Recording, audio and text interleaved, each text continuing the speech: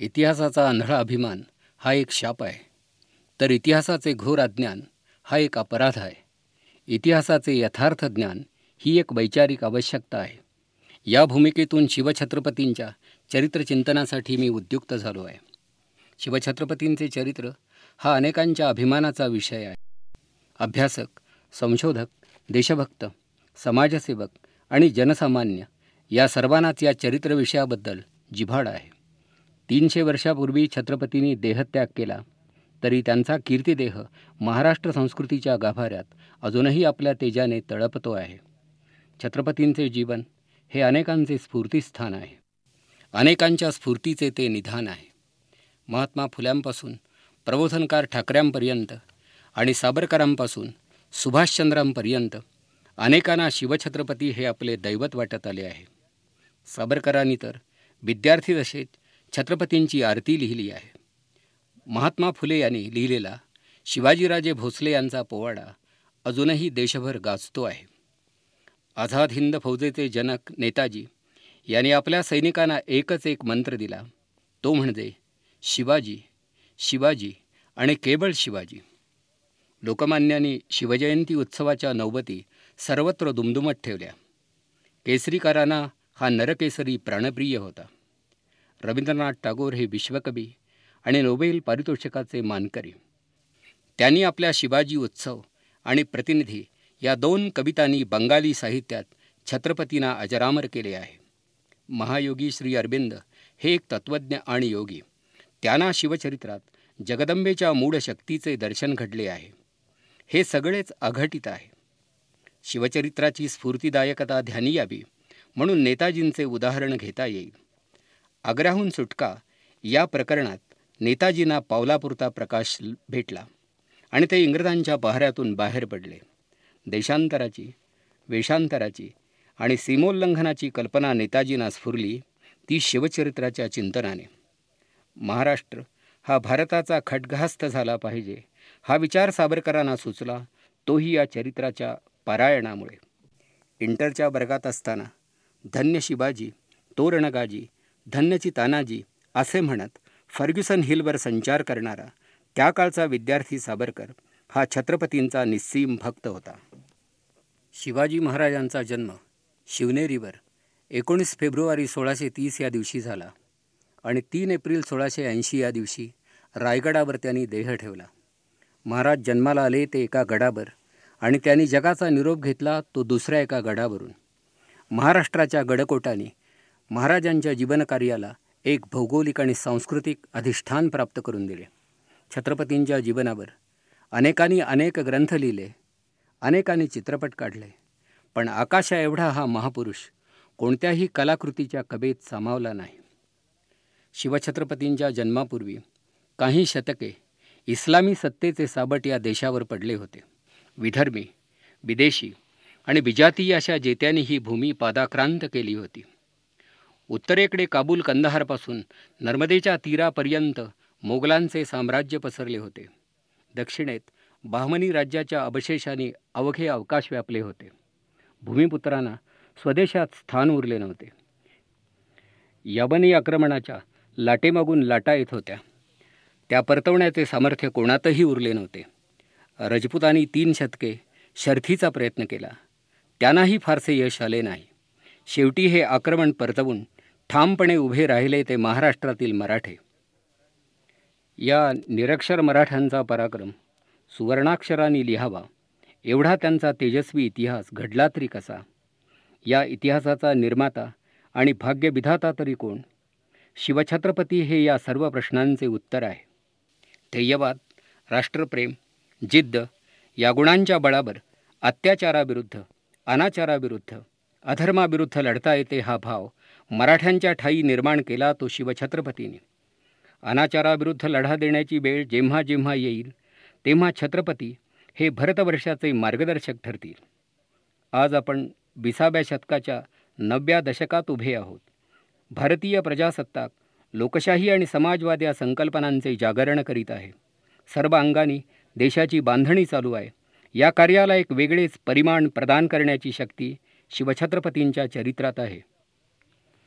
छत्रपतींच्या गुणवत्तेचा वेध घेण्याचा प्रयत्न समर्थ रामदासांनी यापूर्वीच केला आहे.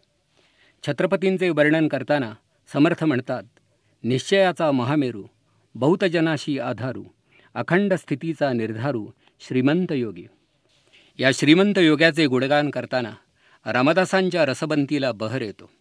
यशवंत, कीर्तिवंत, सामर्थ्यवंत, वरदवंत, पुण्यवंत, नीतिवंत, जाणता राजा या शब्दात समर्थांनी छत्रपतींचा गौरव केला आहे.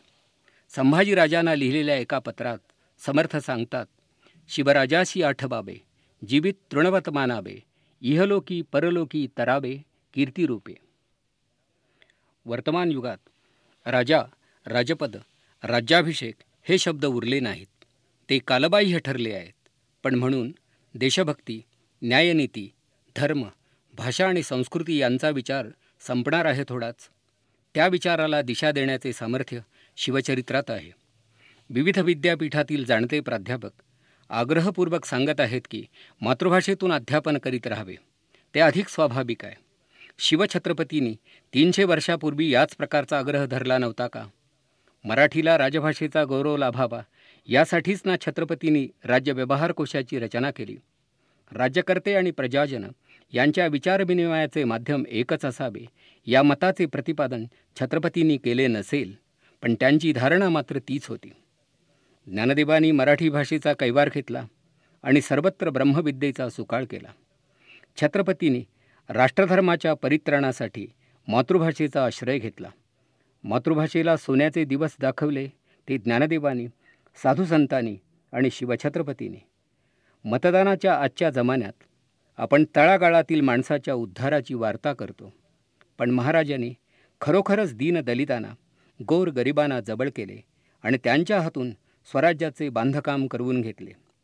तानाजी, येसाजी, नेताजी, बाजी ही सर्व नावे जनसामान्यांचे प्रतिनिधित्व करतात. महाराजांच्या महत्तेचे नेमके गमक तरी कोणते? त्यांनी असे काय केले?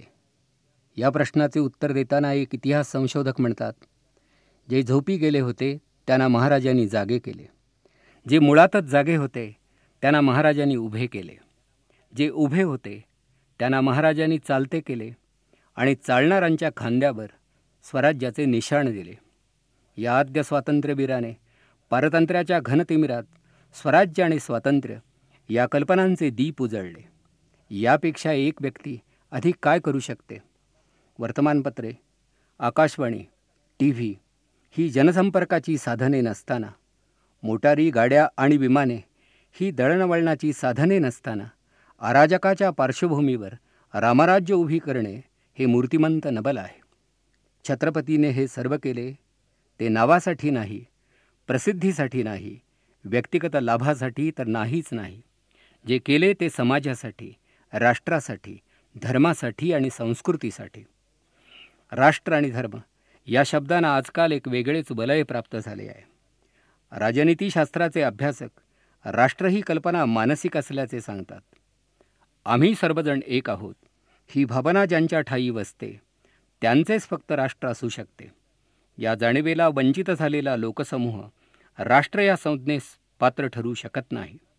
महाराजांनी ही एकात्मतेची जाणीव लोकमानसात निर्माण केली आणि एक राष्ट्र अस्तित्वात आणले. महाराज हे वृत्तीने समदर्शी होते. ब्राह्मण, मराठे, प्रभू, महार आणि शेणवी अशा नाना जाती जमातीची माणसे त्यांनी पदरी ठेवली. त्यांचे आरमार प्रमुख हे मुसलमान होते. काझी हैदर हा इस्लामी पंडित महाराजांच्या सेवेत होता. बाबा याकूत हे महाराजांना गुरुस्थानी होते. आग्र्याला महाराजांबरोबर गेलेला मदारी मेहतर हा पण मुसलमान होता. जातीधर्माचा बडिवार माजून आपोपरभाव निर्माण करण्याचे पातक छत्रपतींनी कधीच केले नाही. पण एक गोष्ट निश्चित, महाराजांना हिंदू धर्म, समाज आणि संस्कृती यांचे रक्षण करावयाचे होते. कारण त्या काळी त्यांच्यावर सर्व बाजूनी आक्रमण होत होते. ती काळाची गरज होती. पण काळाच्या ओघात आपण ढाल, तरवार आणि सिंहासन यांना बाजूला केले, तसे टोकाची धर्मांधता ही देखील बाजूला करण्याचे धैर्य दाखविले पाहिजे. मानव्याची प्रतिष्ठा याहून उदात्त तत्व असू शकत नाही हे छत्रपती जाणून होते. औरंगजेबाने धर्मांधतेच्या आहारी जाऊन हिंदूंच्या देवदेवतांचा आणि धर्मस्थानांचा उच्छेद मांडला, तेव्हा छत्रपतींनी एक परखड पत्र लिहून त्याला मानवधर्माचे स्मरण घडविले. अकबराच्या धर्मसहिष्णुतेकडे त्याचे लक्ष वेधले आणि त्याला सांगितले, हिंदू धर्म आणि इस्लाम या दोन्ही एकाच सनातन धर्मवृक्षाच्या फांद्या आहेत. ईश्वर हा केवळ मुसलमानांचा आहे असे कुराणात देखील म्हटले नाही. मग हा आतताईपणा कशासाठी करता? महाराजांची ही धर्मविषयक भूमिका पाहिली म्हणजे स्वधर्माचा यथायोग्य अभिमान बाळगूनही परधर्माचा आदर करता येतो हे ध्यानी येते. सर्वधर्म समभाव म्हणजे दुसरे तिसरे काही असू शकत नाही. महाराजांचे हिंदू राज्य हा संकुचित बुद्धीचा विलास नव्हता. शिवराज्यात सर्वांना धर्मस्वातंत्र्य होते. धर्मस्थानांचा, धर्मग्रंथांचा आणि धर्मगुरूंचा उपमर्द करणाऱ्यांना महाराजांनी कठोर सजा फरमावली आहे. महाराज आणि औरंगजेब यांच्यातील फरक हाच. महाराजांनी काया वाचा मने करून सर्व धर्मांचा आदर केला. औरंगजेबाने ही उदारता दाखवली नाही. एवढा मोठा बादशहा, त्याला महाराजाचे मन लाभते तर तो किती मोठा झाला असता. एक पराक्रमी पुरुष म्हणून इतिहास आज औरंगजेबाचे स्मरण करतो. अकबराची उदारता त्याच्या अंगी असती तर तो युगपुरुष ठरला असता. शेवटी नियतीने हा बहुमान शिवछत्रपतींसाठी राखून ठेवला. महाराजांच्या पश्चात आपण त्यांची जयंती भक्तिभावाने साजरी करीत आहोत. पण महाराजांना ही योग्यता क्षणात लाभली नाही. त्यांना त्यासाठी टाकीचे घाव घ्यावे लागले, विरोधाला तोंड द्यावे लागले, प्रबादांचे प्रहारही सोसावे लागले. राम आणि कृष्ण यांच्यापासून महात्मा गांधींपर्यंत कोणाही महापुरुषाचे जीवन पूर्णतया प्रबादमुक्त नव्हते. शिवछत्रपतींच्या पत्रिकेत हा प्रबादयोग दिसतो. त्यांची सुरतेची स्वारी ही एका लुटारूची धाड होती. अफजलखानाची हत्या हा एक अवैध असा वधच होता. जावळीच्या मोऱ्यांचा पाडाव ही राजनीती नव्हती असे काही विचार आजही वाचावयास मिळतात. पण कोणताही अभिप्राय व्यक्त करताना थोडे मागे पुढे पाहावे लागते. महाराजांच्या जहागिरीला भिडलेली जावळी जर पुंड पाळेकरांना आश्रय देणार असेल, स्वराज्य साधनेत व्यत्यय आणणार असेल, आदिलशाहीच्या हातचे संवारक साधन होणार असेल, तर महाराजांनी काय करावयास हवे होते? महाराजांना उचलून किंवा जायबंदी करून विजापुरास आणतो अशी प्रतिज्ञा करणाऱ्या खानाने आलिंगनाच्या निमित्ताने गळा दाबून वरून घाव घालण्याचा प्रयत्न केला असेल, तर महाराजांनी अशा प्रसंगी शांतीची जपमाळ ओढावयास हवी होती काय?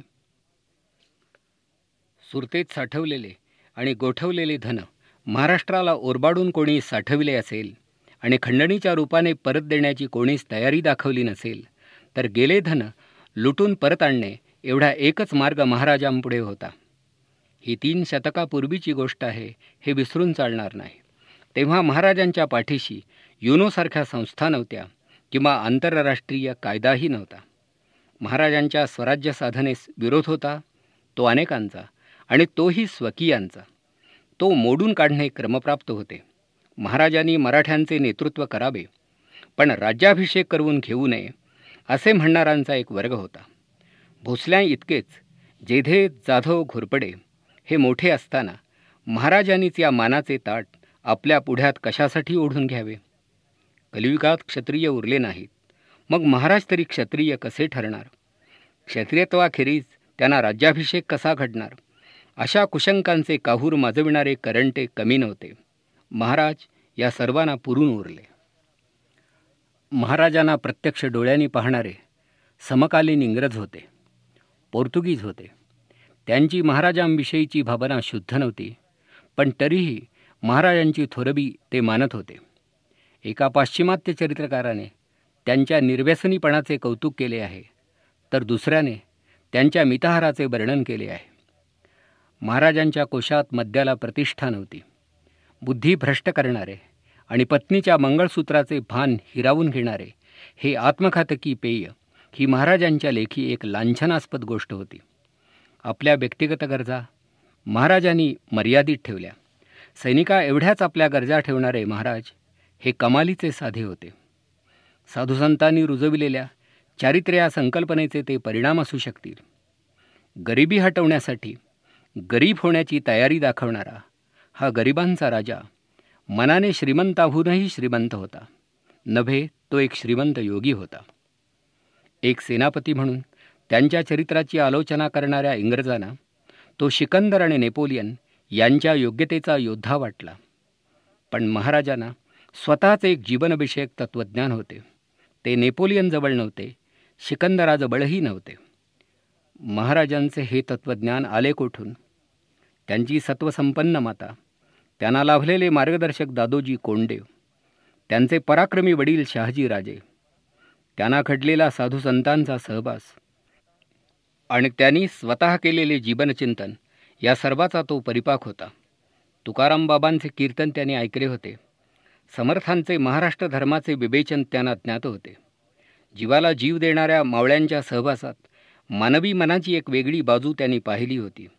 या सर्व गोष्टींचा प्रभाव त्यांच्या जीवनचिंतनावर पडला होता. ही वस्तुस्थिती आहे.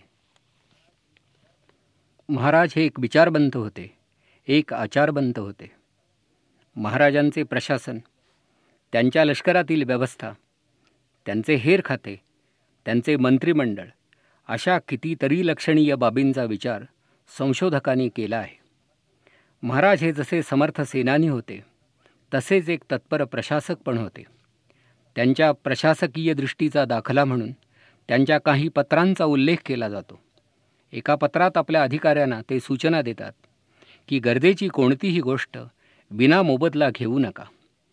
कोणाच्या दारी पडलेल्या भाजीच्या देठाकडे सुद्धा आसक्त नजरेने पाहू नका. लोकांची स्वराज्यावरची श्रद्धा ढळेल असे वर्तन करू नका. दुसऱ्या एका पत्रात ते लिहितात, झोपी जाण्यापूर्वी आग, शेकोटी आणि तेलबातीचे दिबे विझवल्याशिवाय राहू नका. तेलबातीच्या तृष्णेने एखादा धडपडता उंदीर जवळ येईल आणि पेटती वात तोंडी धरून धावत सुटेल.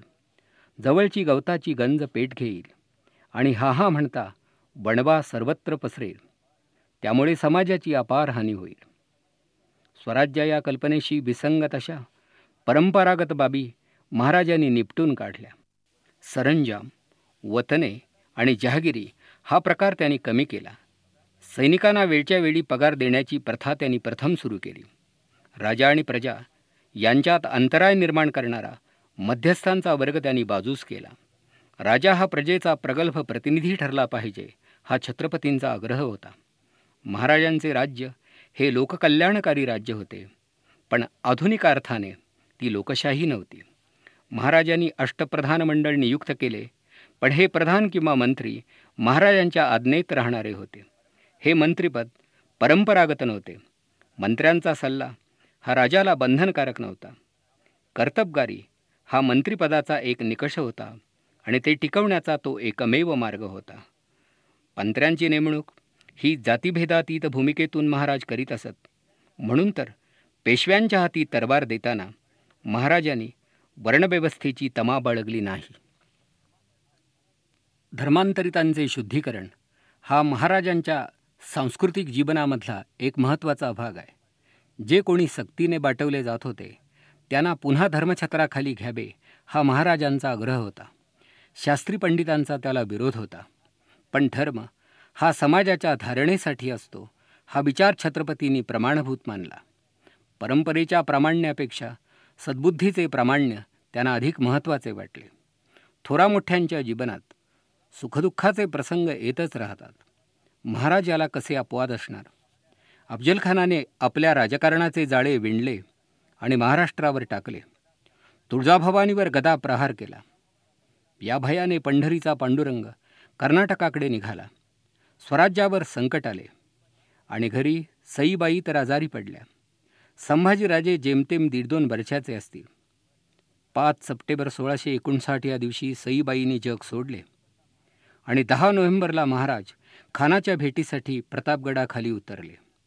सईबाईंच्या निधनाचे दुःख अंतर्यामी होते, पण स्वराज्याच्या तारणाची ओढ त्याहून अधिक उत्कट होती. आपल्या दुःखाकडे पाहावयासुद्धा महाराजांना उसंत नव्हती.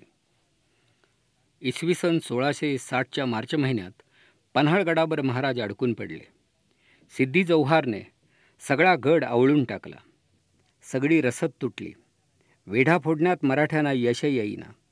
जिजाबाई महाराजांचा जीव तुटू लागला. एवढ्यात शाहिस्तेखानाने लहाल-महाल व्यापल्याचे गुप्त हेरांनी सांगितले. अन्य कोणी असता तर एवढे ढग पाहून गर्भगळीत झाला असता, पण हा पोलादी पुरुष पहाडासारखा उभाच राहिला. शिवाजी महाराजांना जमीनदोस्त करण्याच्या निग्रहाने मोगलांचा सेनापती जयसिंह निघाला. मोठमोठाले मोहरे इरेला पडले, काही धारातीर्थी पतन पावले. यशाचे चिन्ह दिसेना. तहाची बोलणी करण्यासाठी जयसिंहाच्या छावणीत जावे लागले आणि डोळ्या देखत पुरंदरच्या माचीवरची स्वकीयांची कत्तल आणि काहिली पाहावी लागली. शेवटी तह करावा लागला. कितीतरी गडकोट सोडून द्यावे लागले. सिंहगडाच्या किल्ल्यांचा जुडगा स्वतः महाराजांनी सेनानीच्या हाती दिला. जयसिंहाने महाराजांना वेठीला धरले. बिजापूरकराविरुद्ध मोगलांच्या वतीने लढावयास लावले आणि शेवटी दाक्षिणात्यांची युती होईल या भीतीने महाराजांना उत्तरेकडे उचलून नेले. 8-8.5 वर्षांचा संभाजी मोगलांचा मनसबदार झाला. महाराजांना या पोटच्या पुरासह मृत्यूच्या दाढेत शिरावे लागले ते आग्रा भेटीच्या प्रसंगी. आग्र्याच्या मुक्कामात महाराजांच्या वधाची पूर्वतयारी केली जात होती. महाराजांना याचा सुगावा लागला होता. त्यांना रणअंदाज खानाच्या ताब्यात द्यावे. वायव्य सरहद्दीवरचे टोळीवाले त्यांच्या बंडाचा बिमोड करण्यासाठी महाराजांना त्या दिशेने न्यावे आणि विश्वासघाताने त्यांना ठार करावे, असा हा एकूण कट होता. महाराजांना मृत्यूची चाहूल लागली होती. पंखाखाली पोर होते. माँसाहेब दूर होत्या. स्वराज्याची दौलत धुळीला मिळेल असे वाटू लागले होते. दुःख, दुःख, केवळ दुःख, रात्रंदिवस दुःख महाराजांना अनुभवावे लागत होते. महाराजांनी पर्वता एवढे दुःख पचविले आणि मोठ्या समयज्ञतेने स्वतःची सुटका करवून घेतली. कर्त्या पुरुषांनी चित्ताचा समतोल साधून संकटांना कसे सामोरे व्हावे याचा तो वस्तुपाठ होता. जिवलगमित्र गमावण्याची वेळ महाराजांवर अनेकदा आली. प्राण पणाला लावणारा बाजी गेला. सुभेदार तानाजी गेला. मुरारबाजी पण गेला. झोमणाऱ्या शब्दांनी व्याकुळ झालेला प्रतापराव गुर्जर बैलोल खानाच्या सैन्यात तीरासारखा घुसला आणि गतप्राण झाला. मोगलांची तह केल्यावर एक दिवस पन्हाळ्यावर चाल करताना नेताजीशी मतभेद झाला.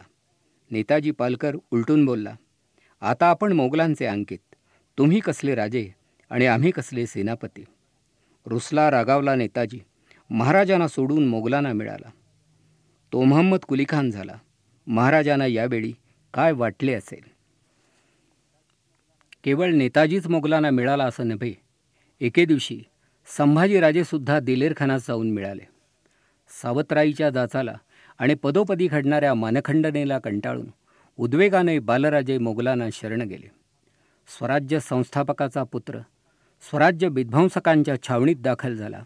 याहून दुःखदायक काय असणार होते आणि या दुःखात कोण सहभागी होणार होते. महाराजांच्या डोळ्यापुढे संभाजीचा सारा जीवनपट उभा राहिला असेल. आई आणि आजी यांच्या पश्चात पोरकेपण अनुभवणारा संभाजी, वाघाकडे सुद्धा निर्भयतेने पाहणारा हा छावा, आग्र्याच्या मुक्कामात धीर गंभीरपणे आपल्याबरोबर राहणारा संभाजी, या पोराला मायेच्या छत्राखाली कोण परत आणेल. योगायोगाने संभाजीराजे परत आले. पन्हाळगडावरती पितापुत्रांची भेट झाली. त्या दोघातील संवाद फक्त इतिहासाने ऐकला असेल. 6 जून 1674 या दिवशी राज्याभिषेकाचा सोहळा संपन्न झाला आणि 17 जूनला जिजाबाई महाराजांनी इहलोक सोडला. माँसाहेब गेल्या. महाराजांचा देव्हारा भंगला. त्यांच्या जीवनातील अमृत नासले आणि या क्षणी त्यांनी पाहावे तरी कोणाकडे अशी त्यांची केबिलवाणी दशा झाली. महाराजांच्या मागे आणखी एक शक्ती उभी होती. माँसाहेब देवाघरी गेल्या. तुकोबा वैकुंठास गेले. मागे उरले ते वडीलधारे समर्थ रामदास. 1672 साली महाराजांच्या आग्रहास्तव रामदास सज्जनगडावरती येऊन राहिले. महाराजांच्या जीवनातील हा एक भावनिक विसावा शेवटच्या क्षणापर्यंत त्यांना आधार देत त्यांच्या पाठीशी राहिला. रामदास आणि शिवाजी ही 2 नावे पुढे आली म्हणजे मन मोहरून येते, पण काही वादंगप्रिय मंडळींच्या कपाळावर आठ्या पडतात. रामदास हे परमार्थाच्या वाटेने समाजकारणापर्यंत येऊन पोहोचले होते. शिवछत्रपती हे राजकारणाच्या मार्गाने तेथेच येऊन पोहोचले होते. रामदासांनी हरिकथा निरूपणाला राजकारणाची कवचकुंडले बहाल केली, तर छत्रपतीने राजकारणाला धर्मकारणाची बैठक मिळवून दिली. वय, प्रकृतीधर्म, साधना या अपेक्षेने दोघात तसे अंतर होते, भिन्नत्व होते. पण आनंदवन भुवनाच्या निर्मितीविषयी दोघेही प्रयत्नशील होते. त्या दोघात एक प्रकारचा भावसंवाद होता. समर्थांनी छत्रपतींना केव्हाच सांगितले होते की या भूमंडळाचे ठाई धर्मरक्षी ऐसा नाही, महाराष्ट्र धर्म राहिला काही तुम्हा कारणे. स्वतंत्र प्रज्ञेच्या या पुरुषोत्तमांना वादविषय करून लहान करण्याचा उद्योग कोणी करू नये असे मला वाटते. भारताच्या इतिहासात शिवछत्रपतींचे स्थान अनन्यसाधारण आहे. त्यांच्या इंग्लिश चरित्रकारांनी त्यांना रचनात्मक प्रतिभेचा महापुरुष असे म्हटले आहे. जदुनाथ सरकार हे त्यांचे इंग्लिश चरित्रकार म्हणतात. पुण्याजवळच्या एका लहानशा जहागीरदाराचा मुलगा मोगलांशी स्पर्धा करतो आणि एवढे मोठे राज्य निर्माण करतो, ही एक अद्भुतरम्य गोष्ट आहे. छत्रपतींच्या जन्मापूर्वी हिंदू समाजात ऐक्याचा अभाव होता. मराठ्यात केवळ हेवे दाबे आणि झगडेच होते. सर्व समाज जातीभेदाने पोखरून गेला होता.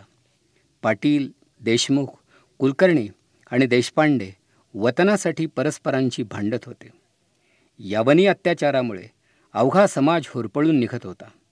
कधी काळी आपणाला सन्मानाने जगता येईल अशी आशा कोणालाही उरली नव्हती. अशावेळी दीनदलित आणि पीडित जनतेला संघटित करणारा, स्वाभिमानाची दीक्षा देणारा हा महापुरुष जन्माला आला नसता तर भारताची परवशता कधीच संपली नसती. शिवाजी महाराजांचा उल्लेख कोणी कोणी गोब्राह्मण प्रतिपालक म्हणून करतात. मला या उपाधीचे आकर्षण वाटते. भूमीला समृद्धीचा वर देणारे गोधन आणि आपल्या तपोबलाने आणि अध्ययनाने समाजाची उंची वाढविणारा ब्रह्मवेत्ता महाराजांना रक्षणीय वाटला असला तर त्यात अप्रस्तुत काहीच नाही. पण शब्दांची ओढाताण केली जाते, अर्थाचा विपर्यास केला जातो. आजकाल मान्यता पावलेली दुधाचा महापूर ही कल्पना आणि अवघडात अवघड परीक्षा घेऊन केली जाणारी अधिकाऱ्यांची निवड या प्रक्रिया थोड्याफार प्रमाणात गोब्राह्मण प्रतिपालनाचे स्मरण घडवणाऱ्या नाहीत काय? 20व्या शतकात ब्राह्मण हा शब्द विद्वत्ता, बुद्धिमत्ता, विज्ञाननिष्ठा आणि स्वतंत्र प्रज्ञा यांचा वाचक ठरला तर किती बरे होईल. पण आता कोणत्याही एका वर्गाकडून एकच एक अपेक्षा करण्याचा काळ निघून गेला आहे. लोकमान्य टिळकांनी जेव्हा महाराष्ट्रभर शिवजयंती उत्सव सुरू केला तेव्हा त्यांच्या मनात राष्ट्राच्या पुनरुत्थानाची कल्पना होती. सामाजिक गुणवत्तेचे संवर्धन आणि संगोपन हे या उत्सवामागचे प्रयोजन होते. पण आज लोकमान्यांचे अनुकरण करण्याचा मोह पडावा अशी परिस्थिती आहे. स्वार्थाच्या परिघात जन्मभर स्वतःला कोंडून घेणाऱ्या सुविद्य आणि सुसंस्कृत जनांना स्वार्थत्यागाची दीक्षा देण्यासाठी शिवचरित्राची गरज आहे. चित्रपटगृहाच्या तोंडाशी किंवा एखाद्या हॉटेलच्या दाराशी घोटाळणाऱ्या युवाशक्तीला ध्येयवादाची संधा देण्यासाठी शिवचरित्राची गरज आहे. जिजामातेसारखी आई मुलाला घडवू शकते, या जीवनश्रद्धेला पालकांच्या जीवनात स्थैर्य लाभावे यासाठी शिवचरित्राच्या अध्ययनाची गरज आहे. केल्याने होत आहे रे या आचारसूत्रावरची श्रद्धा वृद्धिंगत व्हावी यासाठी या कर्तृत्व संपन्न पुरुषाच्या अनुकरणाची गरज आहे. दुरिताच्या निर्मूलनासाठी आणि सौजन्याच्या परित्राणासाठी महाराज या नावाच्या स्फूर्तीची अवघ्या राष्ट्राला आज गरज आहे. समोर आदर्श नसल्यामुळे अधःपतनाच्या दरीत कोसळणाऱ्या उगवत्या पिढीला सावरण्यासाठी छत्रपतींच्या चरित्राची निकड आहे. हे जाणूनच की काय समर्थ रामदास म्हणाले होते, शिवरायाचे आठबाबे रूप, शिवरायाचा आठबाबा प्रताप, शिवरायाचा आठबाबा साक्षेप भूमंडळी, शिवरायाचे कैसे बोलणे, शिवरायाचे कैसे चालणे, शिवरायाचे सलगी देणे कैसे असे. युवकांना हिरोज हवे असतात. प्रत्यक्षात आणि लोकजीवनात ते आढळत नाहीत तेव्हा तरुण पिढी त्यांचा शोध रुपेरी पडद्यावर घेते. त्याऐवजी इतिहासाच्या पडद्यावरची त्या पराक्रमी पुरुषाची प्रतिमा मुलांनी का पाहू नये? भव्य, दिव्य आणि उत्तुंग असे त्यांना काही हवे असेल तर शिवचरित्रात ते उदंड भेटेल. शिवचरित्राचा धावता आढावा घेतला तरी या भव्यतेचे, दिव्यतेचे आणि उत्तुंगतेचे जागोजाग दर्शन घडेल. महाराज शिवनेरीवर जन्मास येतात. बालपणाचा काही काळ तेथेच वेचावा लागतो. जवळपास शाळा नसते. असते ती बिनभिंतीची पाठशाळा. गडावरचा वारा शीळ घालत बाळाभोवती घोंगावत राहतो. एवढ्यात कोणीतरी वार्ता आणतो. माँसाहेबांना भेटण्यासाठी असाच एक मालदार खान आला आहे. या येण्यामागे अगत्य नसते, असते ते केवळ कपट. शहाजीराजांचा सूड पोरावर घेण्याचा विचार मनात घेऊन एक कावेबाज माणूस गडावर येतो आहे. जिजाबाई महाराजांच्या जवळ कसलेही लष्करी सामर्थ्य नाही. बाई बालशिवाजीला खुणावत आहेत आणि एका दासीबरोबर दूरगावी जाण्याची सूचना देत आहेत. आत्मरक्षणासाठी हे आवश्यक आहे. बाळ लगोलग निघते आहे. खेड शिवापूर या गावी आई वडिलांशिवाय काही काळ काढते आहे. आईचा शब्द हा त्याला वेदाज्ञेपेक्षा प्रमाणभूत वाटतो आहे. जीवनाची केवढी समज आढळते या मुलाच्या जीवनात. असाच आणखी एक प्रसंग. छत्रपती 8-9 वर्षाचे झाले आहेत. माँसाहेब न्यायदानाला बसले आहेत. आईला भिडून बाळराजे बसले आहेत. जहागिरीतील शेतकऱ्यांचा तंटा सोडविणे हे माँसाहेबांचे नित्याचे काम झाले आहे. एके दिवशी हा न्यायनिवाडा पाहणारे छत्रपती आईला विचारत आहेत, आई, न्याय द्यावा लागतो का गं? ज्याचा त्याला तो मिळू शकत नाही का? आई मुलाला राजनीती समजावून देते आहे. बाळ, अन्याय हा घडत राहतो. न्याय हा मिळवावा लागतो.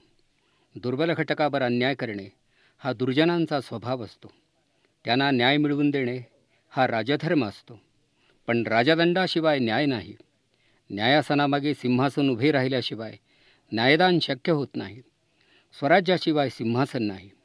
माझ्या राजा, या देशाला सिंहासन मिळवून देण्याचे काम तू करशील का? बालराजांनी मुठी वळल्या. विस्फारलेल्या नेत्रांनी आईला आश्वासन दिले, आई, मी तुला स्वराज्य मिळवून देईन. तुझे माझे स्वराज्य हे मूर्तिमंत रामराज्य असेल. 1674 साली छत्रपतींना जेव्हा राज्याभिषेक घडला तेव्हा ते 44 वर्षांचे होते. त्यांच्यावर छत्रचामरे धरण्यात आली होती. त्यांच्या नावाचा गगनभेदी जय जयकार सर्वत्र होत होता. गागाभट्टांनी घोषणा केली, राजाधिराज प्रौढ प्रताप पुरंदर सिंहासनाधीश्वर राजा शिवछत्रपती की जय. जिजाबाई महाराज हे सर्व पाहत होत्या. बालपणी आश्वासनबद्ध झालेल्या बालछत्रपतींच्या आवेशाने वळलेल्या चिमुकल्या मुठी त्यांना आठवल्या. एका विचारबीजाला अंकुर फुटला, तो पल्लवित झाला आणि तो इवलाला बेलू गगनाला भिडला. धन्य ते छत्रपती, धन्य त्यांची माता. छत्रपतींचे पिताजी शहाजीराजे हे पराक्रमी होते. विद्वान आणि रसिक होते. संस्कृत आणि संगीत या विषयांचे जाणकार होते. बंगलोर आणि तंजावर भागात ते काही काळ राहिले. आदिलशहाने दिलेल्या जहागिरीचा तो भाग होता. आपल्या वडिलांना भेटण्यासाठी वयाच्या 12व्या वर्षी छत्रपती दक्षिणेकडे गेले. वाटेत अनेक मंदिरे आणि गोपुरे त्यांना दिसली. गिरिगंभरात खोदलेली लेणी पण दिसली. त्यांच्या मनात असा सहज विचार आला, हे सर्व वास्तुशिल्प निर्माण करणारे हात भारतीय होते ना? हे सर्व कलाकार हिंदूच होते ना? या कलावंतांना आश्रय देणारी स्वकीय सत्ता होती तेव्हाच हे शक्य झाले. देवगिरी आणि विजयानगर या हिंदू राज्यात हे शक्य झाले असावे. पुन्हा असेच राज्य अस्तित्वात आले तर ऐतिहासिक उत्कर्षाची पुनरावृत्ती घडेल. त्यांनी पिताजींना आपले हे स्वप्न बोलून दाखवले. हे स्वप्न कदाचित शहाजीराजांनाही पडले असावे, पण त्याला मूर्तरूप प्राप्त झाले नाही. महाराजांनी या स्वप्नाच्या सिद्धतेसाठी आजन्म धडपडण्याची प्रतिज्ञा केली.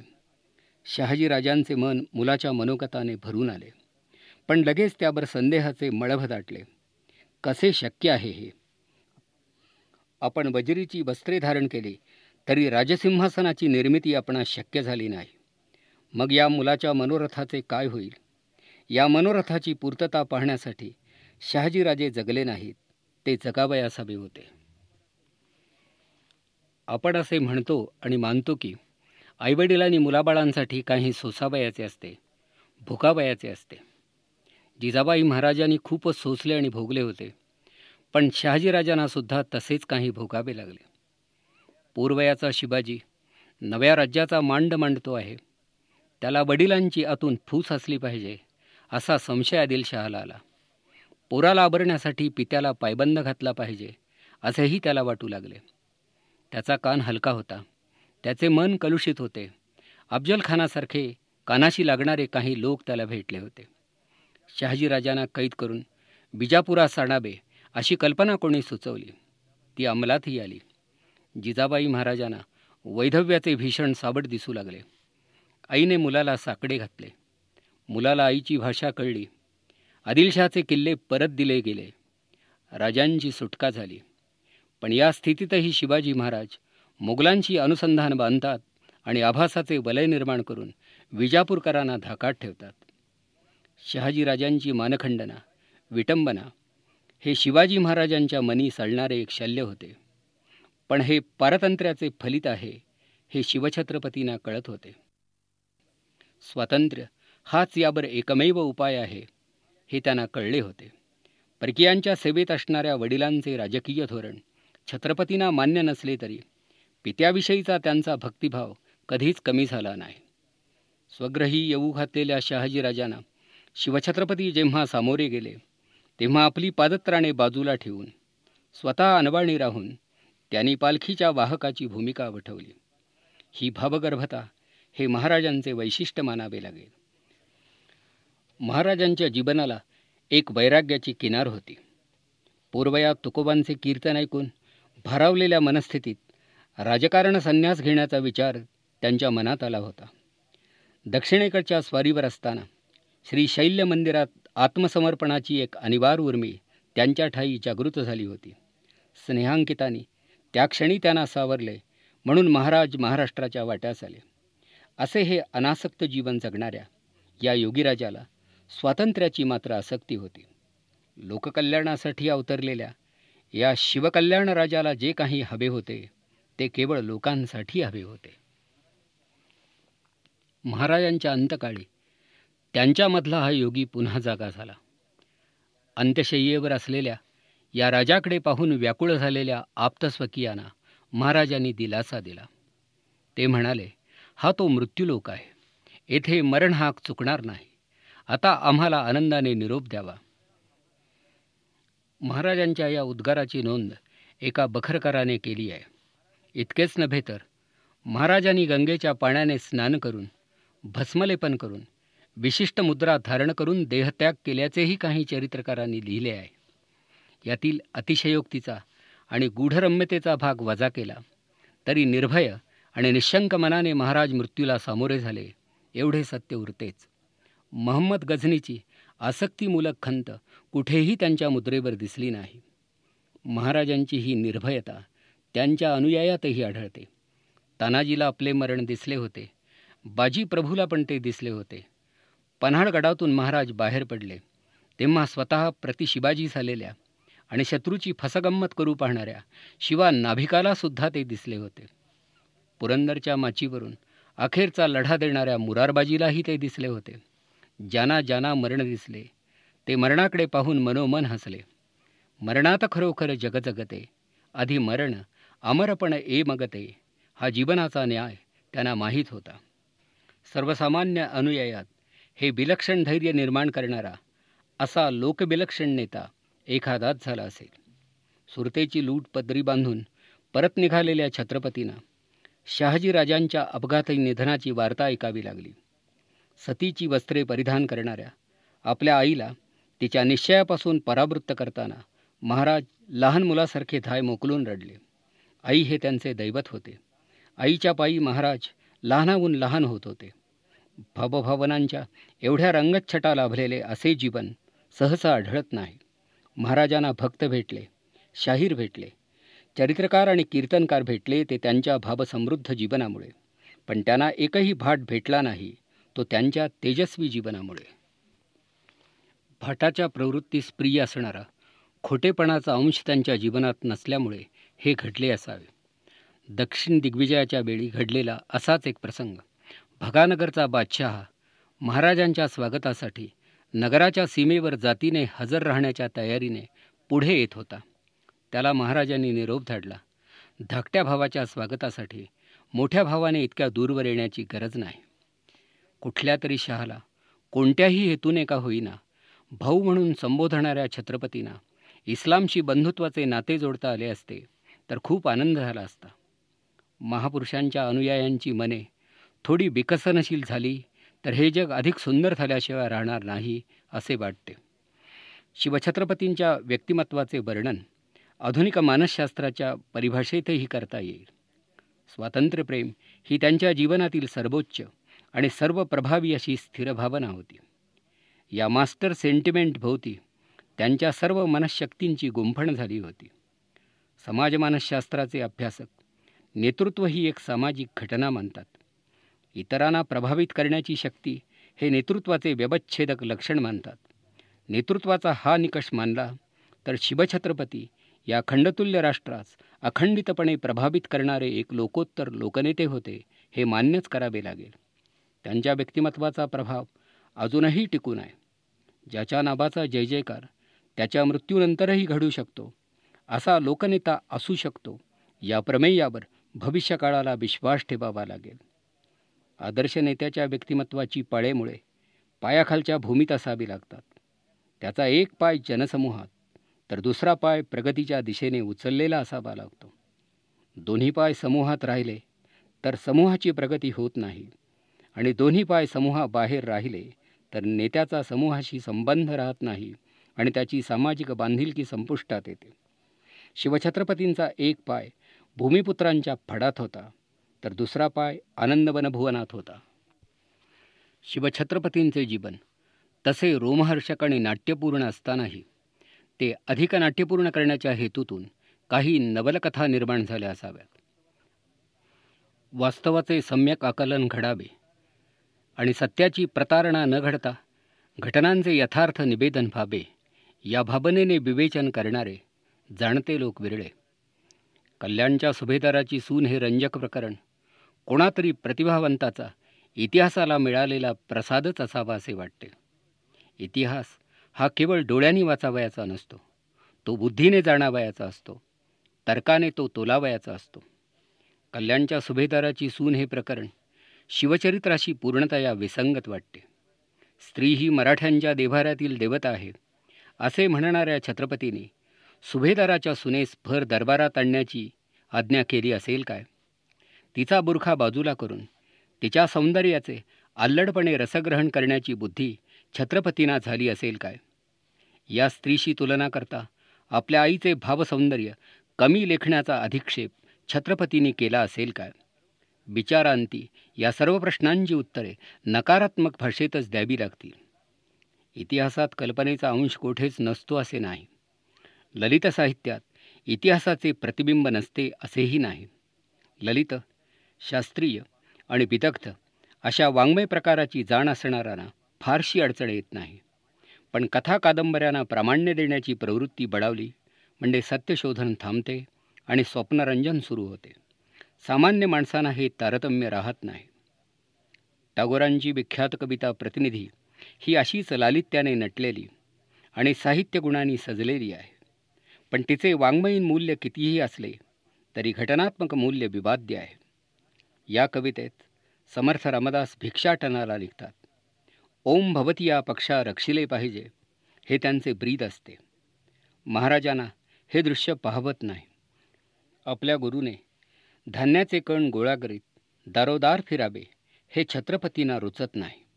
आपले अवघे राज्य गुरुच्या झोळीत टाकून त्यांचे सांत्वन करण्याचा प्रयत्न महाराज करतात, पण रामदासांना राहवत नाही. शिवछत्रपतींना आपल्याबरोबर घेऊन ते भिक्षाम देहीसाठी पुढे निघतात. दिवस संपून जातो. भिक्षा पर्व संपते. गुरुशिष्य या कोरान्य भिक्षेतून स्वयंपाक करतात. भिक्षा भोजनाने संतुष्ट होतात.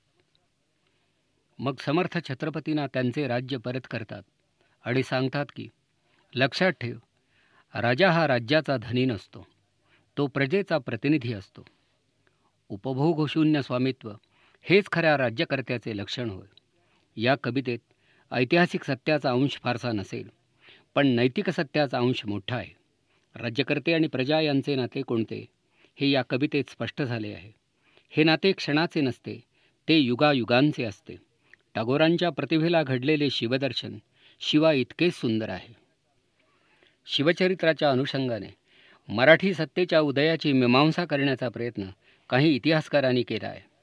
ग्रँड डफ या इंग्रज इतिहासकाराने स्वराज्याची तुलना आकस्मिकपणे संभवणाऱ्या वणव्याशी केली आहे. पण न्यायमूर्ती रानडे, इतिहासाचार्य राजवाडे, रियासतकार देसाई आणि जदुनाथ सरकार यांनी या उदयाची मूलगामी मीमांसा केली आहे. काही इतिहासकारांना नद्या, डोंगर आणि पहाड यांनी व्यापलेली महाराष्ट्राची रचना स्वराज्य संस्थापनेस उपकारक वाटली. सभोवतालच्या खडतर आणि कष्टप्रद जीवनामुळे मराठे आपोआप काटक झाले असावे असा दावा कोणी केला आहे. कोणी हे श्रेय संत साहित्यामुळे निर्माण झालेल्या सांस्कृतिक ऐक्यभावाला दिले आहे. कोणी दक्षिणेतील इस्लामी राज्यातील मराठी वर्चस्वाला महत्त्व दिले आहे. राजवाडे यांनी महाराष्ट्र धर्माचे विचारवंतांना घडलेले स्फुरण हे मराठ्यांच्या उत्कर्षाचे आद्य कारण मानलेले आहे. ज्याचा आपण अभिमान बाळगावा असा भूतकाळ आपणास लाभला असताना उज्ज्वल भविष्याची आकांक्षा आपण कान बाळगावी असे महाराष्ट्रातील विचारवंतांना वाटू लागले होते. अंतर्मुख वृत्तीच्या विचारवंतांना घडलेला हा साक्षात्कार हाच राजवाड्यांचा महाराष्ट्र धर्म होय. या धर्माचा पुरस्कार हेच मराठ्यांच्या उत्कर्षाचे खरे कारण होय असे राजवाड्यांना वाटत असे. पण या सर्व कारणांचे कारण म्हणजे शिवछत्रपतींचे महाराष्ट्राला लाभलेले नेतृत्व होय. महाराजांनी जेथे केवळ लोक होते तेथे समाज निर्माण केला, जेथे केवळ भूमी होती तेथे राष्ट्र निर्माण केले. एका समान ध्येयवादाच्या सूत्रामध्ये समाजामधल्या सर्व घटकांची मने कशी गुंफावीत हे महाराजांना माहीत होते आणि त्यामुळे ज्याला आज आपण सामाजिक बेदिली म्हणतो किंवा भावनिक एकात्मतेचा अभाव म्हणतो तो शिवराज्यात कुठेही आढळत नसे. छत्रपतींच्या राज्यामध्ये एखाद्या गावी एखाद्या पाणवठ्यावर एखाद्या जमातीवर अन्याय झाला असे वर्तमान कधीही ऐकू येत नसे आणि चुकून असे काही घडलेच तर त्याचे पारिपत्य त्याच क्षणी करण्याइतपत महाराज दक्ष असत. म्हणजे शेवटी महाराजांच्या न्यायबुद्धीला एक प्रकारची थार होती. सामाजिक अन्याय उघड्या डोळ्यांनी पाहणे हे त्यांना कधीही शक्य झाले नाही. एखाद्या स्त्रीचा कोणी उपमर्द केला तर महाराजांची लगोलग आज्ञा होत असे आणि काही प्रसंगी कडेलोटाची शिक्षाही दिली जात असे. म्हणजे कोडगी माणसे दयाबुद्धीने सांभाळून ठेवावीत असे महाराजांना चुकूनही वाटत नसे. दुर्जनांना धाक वाटावा आणि सज्जनांना अभय लाभावे अशी एक आदर्श समाजव्यवस्था शिवछत्रपतींनी इहलोकी प्रत्यक्ष निर्माण करून दाखविली. शिवाजी महाराजांचे एकूण व्यक्तिमत्व तसे संपन्न होते. त्याला असणारे असंख्य पैलू पाहिले म्हणजे महाराज नेमके कोण होते हे कळेनासे होते. इतिहासाचे अभ्यासक आश्चर्यमुग्ध होतात ते येथेच. महाराज एक विचारवंत होते, पण विचारवंतांच्या जीवनात अभावानेच आढळणारी क्रियाशीलता त्यांच्या जीवनात आढळून येते. महाराज हे संत नव्हते, पण त्यांच्या व्यक्तित्वाला आणि त्यांच्या चारित्र्याला साधुत्वाचा सुगंध येत असे. कोणत्याही प्रलोभनाच्या आहारी न जाणारे निकोप आणि निरामय मन त्यांना लाभलेले होते. महाराज ईश्वरनिष्ठ होते. जगदंबेच्या गाभाऱ्यात कवड्यांची माळ घालून पोत पाजळून तिला कौल मागण्या एवढे आस्तिक होते, पण प्रयत्नावाजून देव प्रसन्न होत नाही हे कळण्याइतपत जाणतेही होते. महाराज प्रवाहपतित नव्हते, गर्दीबरोबर वाहत जाणारे नव्हते, लोकांना राजी राखण्यासाठी आश्वासनांची खैरात करणारे नव्हते आणि तरीही पराकाष्ठेचे लोकप्रिय होते. महाराज कोणत्याही विद्यापीठाचे विद्यार्थी नव्हते, पण विद्यासंपन्न पुरुषाची सर्व लक्षणे त्यांच्या ठायी एकवटलेली होती. महाराजांच्या जीवनाचे नियामक तत्त्व म्हणून त्यांच्या धगधगीत ध्येयवादाचा उल्लेख करावा लागेल. पण अतीव ध्येयवादातून येणारा हटवाद त्यांच्या वृत्तीत कोठेही नव्हता. महाराज विद्वानांचा आदर करणारे होते, पण अविद्वानांना विसरणारे नव्हते.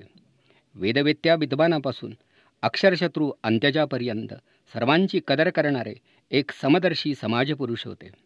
महाराजांची योजकता आणि उद्योजकता यांचे पुरावे इतिहासाच्या पानोपानी पाहावयास मिळतात. राज्यव्यवहार कोशाची रचना करण्यासाठी त्यांनी विद्वानांना पाचारण केले, पण सिंहगड सर करण्यासाठी त्यांनी तानाजीला पाठवले. आपले क्षत्रियत्व सिद्ध करून प्रवादप्रिय प्रजाजनांचे त्यांनी समाधान केले, पण आत्म्याचा अनादर करणारे ग्रंथ अप्रमाण मानून धर्मांतरितांचे त्यांनी शुद्धीकरण घडवून आणले. आपल्या आयुष्यात त्यांनी अनेक परमार्थ गुरु केले, पण आपली बुद्धी गुरुचरणी वाहण्याचा वेडेपणा त्यांनी कधीच केला नाही. आपल्या निर्णयशक्तीवरचा त्यांचा विश्वास दुर्दम्य होता. समर्थ रामदासांना ते प्रिय होते. याचे कारण महाराज हे स्वतःच एक सामर्थ्ययोगी होते. सामर्थ्य आहे चळवळीचे हे त्यांना माहीत होते. शक्तीने पावती सुखे, शक्ती नसता विटंबना हे महाराज ओळखून होते. या शक्ती साधनेचा भाग म्हणून त्यांनी महाराष्ट्रभर गडकोट आणि दुर्ग उभे केले. तानाजी आणि बाजी यांच्यासारखे नरदुर्ग शोधून काढले. पोर्तुगीज, इंग्रज आणि सिद्धी यांच्याशी कधीतरी लढा द्यावा लागणार हे छत्रपतींना दिसत होते. म्हणून तर त्यांनी मराठ्यांचे आरमार उभे केले. आपले सैन्यबल अपुरे पडू नये म्हणून गावागावातून आणि घराघरातून लढवय्ये गोळा केले. जाहिरात न देता गुणवान माणसे मिळू शकतात हे महाराजांनी सिद्ध केले. पण कर्त्या पुरुषांच्या ठायी शोधकथा असल्याशिवाय हे शक्य नाही. मानव्यावर अपार श्रद्धा असल्याशिवाय सत्कार्य सिद्धीस जात नाहीत. ही सर्व महाराजांच्या अनुभवातून स्फुरलेली विचारसूत्रे होती. काही राजकारण धुरंदर स्वतःला मुत्सद्दी म्हणवून घेतात, पण तत्वशून्य कुटिलता आणि विरोधकांचा दुस्वास हेच त्यांच्या मुत्सद्दीपणाचे मर्म असते. राजकीय पेचप्रसंग सोडवण्यासाठी बुद्धिपुरस्सर घेतलेला एक पवित्रा म्हणजे मुत्सद्दीपणा हे फार फार थोड्यांना माहीत असते. केवळ दुसऱ्याला तोंडघशी पाडण्यासाठी केलेला त्याचा विश्वासघात म्हणजे मुत्सद्दीपणा हे समीकरण वृत्तीच्या क्षुद्रतेचे द्योतक आहे. महाराजांचे मुत्सद्दीपण अनेक प्रसंगी प्रत्ययास आले आहे. 1648 साली विजापूर दरबारने शहाजीराजांना कैद करून शिवाजी महाराजांच्यावर दबाव आणला. या प्रसंगी मोगलांचा दक्षिणेतील सुभेदार मुरादबक्ष याच्याशी महाराजांनी संधान बांधले आणि शहाजीराजांभोवती एक संरक्षक कवच तयार केले. अफजलखानाच्या भेटीच्या वेळी महाराजांनी आपल्या लष्करी सामर्थ्याची मर्यादा ओळखून खानाला प्रतापगडाच्या पायतळी पाचारण केले. स्वतः उंचावर राहून सामर्थ्यवान सेनेला कोंडीत पकडले. शाहिस्तेखानाची प्रचंड फौज परतवणे हे आपणास शक्य नाही हे ध्यानी येताच त्याच्यावर छत्रपतींनी साहसी छापा घातला. अशा द्रुतगतीने हालचाली करणारा आणि शत्रूला नामोहरम करणारा युद्धकलेचा अभ्यासक एखादाच शाहिस्तेखानाचा अनपेक्षितपणे परामर्श घेण्यापूर्वी पुणे सिंहगड मार्गावर असणारा जसवंत सिंह नावाचा ज्वालामुखी महाराजांनी कसा शांत केला हे उमगत नाही. मुघलांच्या सदरेला असलेल्या राजपुतांच्या अंतःकरणाला असलेली धर्मनिष्ठेची तार महाराज अधूनमधून छेडत असत. जयसिंह या नावाचे एक वादळ महाराष्ट्राच्या दिशेने रोरावत आले. आपल्या जटेमध्ये भगीरथीला झेलणाऱ्या शंकराप्रमाणे महाराजांनी हे मोगली वादळ आपल्या अंगावर घेतले. मराठी प्रदेशाची नासधूस टळावी म्हणून पुरंदरच्या तहाने हे हलाहल कंठगत केले. आग्र्याहून महाराजांनी करवून घेतलेली स्वतःची सुटका म्हणजे अभिमन्यूनंतर घडलेले एक वेगळेच चक्रव्यूह भेदन होते. व्यक्तीचा बुद्धिगुणांक काढण्यासाठी मानसशास्त्रज्ञ अशीच व्यूहरचना करतात. आग्र्याची व्यूहरचना करून साक्षात इतिहासाने महाराजांचा बुद्धिगुणांक काढला. महाराज जिनियस ठरले. राज्याभिषेक समयी अंधश्रद्धेतून आणि भ्रामक समजुतीतून निर्माण झालेले तणाव दूर करण्यासाठी आणि साशंक विद्वानांना निशंक करण्यासाठी औरंगजेबाच्या धोरणाला विटलेला एक प्रथम श्रेणीचा विद्वान महाराजांनी गाठला. त्याच्या विद्वत्तेची तरफ लावून आपल्या मार्गातील अडथळा दूर केला. युरोपियन लोक हे व्यापार करण्याच्या हेतूने भारतात आले असले तरी त्यांच्यापासून सावध राहणे गरजेचे आहे हे ओळखून महाराजांनी आपल्या राज्यातील एकही बंदर त्यांना मिळू दिले नाही. पाय पसरण्यापूर्वी शत्रूला पायबंद घालण्याचे चातुर्य महाराजांच्या अंगी होते. लोककल्याणकारी राज्याचे प्रशासन हे गुंडांना शासन करणारे असावे, गुणवत्तेनुसार नोकऱ्या देणारे असावे, लष्कर आणि सामान्य प्रशासन याच्यातील अंतर ओळखणारे असावे हे महाराजांना अनुभवाने उमगले होते. महाराजांनी घडवून आणलेले वतनांचे विलिनीकरण हे भविष्यकालात घडणाऱ्या संस्थानांच्या विलिनीकरणाचे सूचक होते. दक्षिण भारतात जेव्हा निजामशाही होती, आदिलशाही होती, कुतुबशाही होती, उत्तर भारतात जेव्हा मोगल बादशाही होती, तेव्हा अनेक शतकांचा इतिहास असणाऱ्या या देशात हिंदूपद पातशाही असावी असे महाराजांना वाटले. यात त्यांचे द्रष्टेपण होते. जे अगदी अलीकडे टिळकांनी केले, महात्मा गांधींनी केले, ते 17व्या शतकात महाराजांनी केले.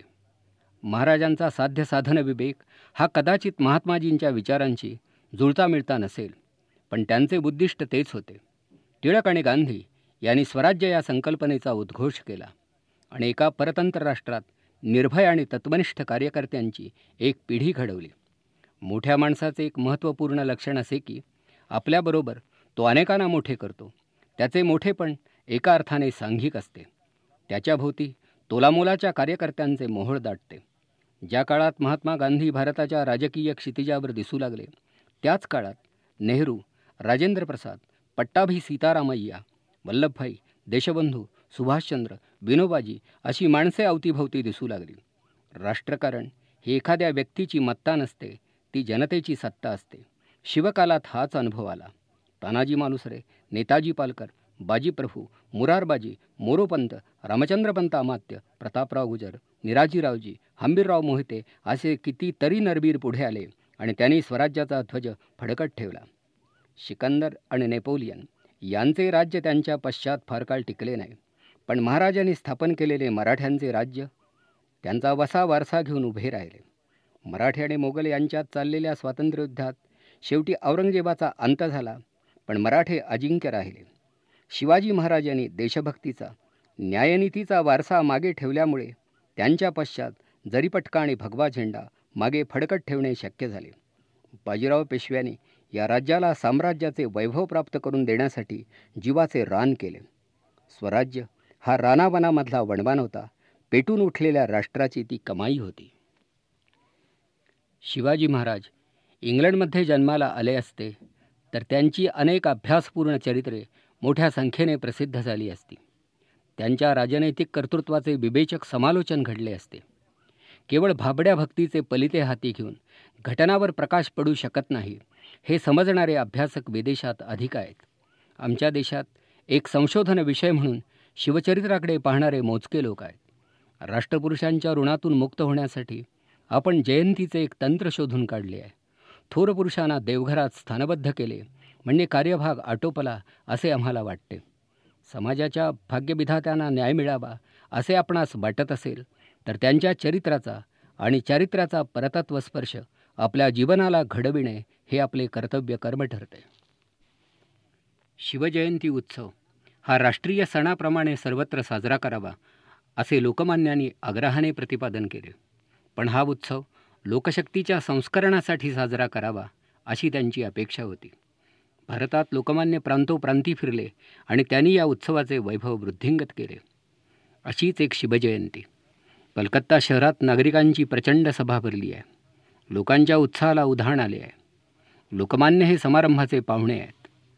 टागोरांनी लिहिलेली छत्रपतींवरची एक कविता भगिनी निवेदितांच्या विद्यार्थिनी गात आहेत. कोणीतरी प्रास्ताविक करतो आहे, लोकमान्य शिवाजी महाराजांच्या महाराष्ट्राचा सांगावा घेऊन कलकत्त्याला आले आहेत असे सभेत सांगितले जात आहे. सभेत जल्लोष उडाला आहे. शिवाजी महाराजांबरोबर टिळक महाराजांचाही जय जयकार घडतो आहे. हा निगर्वी गीता रहस्यकार फुलामुळे मातीला प्राप्त झालेला हा सुगंध समजून आपल्या जय जयकाराकडे दुर्लक्ष करतो आहे. या सभेत लोकमान्याने करारीपणाने स्वातंत्र्याचे तत्त्वज्ञान लोकांना समजावून सांगितले.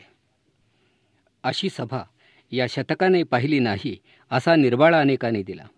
कालीची उपासना करणाऱ्या बंगाली माणसाला तुळजाभवानीच्या उपासनेत रमणारा महाराष्ट्र जवळचा वाटावा अशी परिस्थिती होती. यामुळेच बंगाल आणि महाराष्ट्र या दोन प्रांतात क्रांतिकारकांची शक्तिपीठे तयार झाली. येथून पुढे भविष्यकाळात होणारी कोणतीही लढाई ही विचारांच्या पातळीवर होणारी तत्वांची लढाई असेल.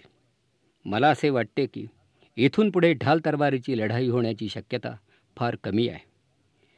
हायड्रोजन बॉम्बच्या या युगामध्ये त्याला विरोध करावयाचा असला तर समर्थ तत्त्वज्ञानाच्या बळावरतीच तो करावा लागेल. आणि ते तत्त्वज्ञान तयार करीत असताना मानव्याची प्रतिष्ठा ही जी शिवाजी महाराजांच्या आचारसंहितेची आधारशिला, तिची आज आम्हाला पुन्हा एकदा गरज वाटते. सभोवतालच्या लोकांच्या जीवनाला प्रतिष्ठा प्राप्त व्हावी, त्यांच्या जीवनाला स्थैर्य लाभावे, यासाठी शिवाजी महाराजांनी आयुष्यभर हा एकच एक उद्योग केला. या उद्योगाचे मर्म जाणून घेण्याचा परोपरीचा प्रयत्न आपण केला पाहिजे. इतिहासाचे तत्त्वज्ञान, फिलॉसॉफी ऑफ हिस्टरी या नावाची एक नवीन विचारशाखा विविध विद्यापीठातून अभ्यासली जात आहे. या शाखेच्या अभ्यासकांना शिवचरित्रात काही मौलिक सिद्धांतांचे दर्शन घडल्या वाचून राहणार नाही असा मला विश्वास वाटतो. शिवचरित्राच्या संदर्भातील माझी ही धारणा व्यक्त करून मी आपली रजा घेतो.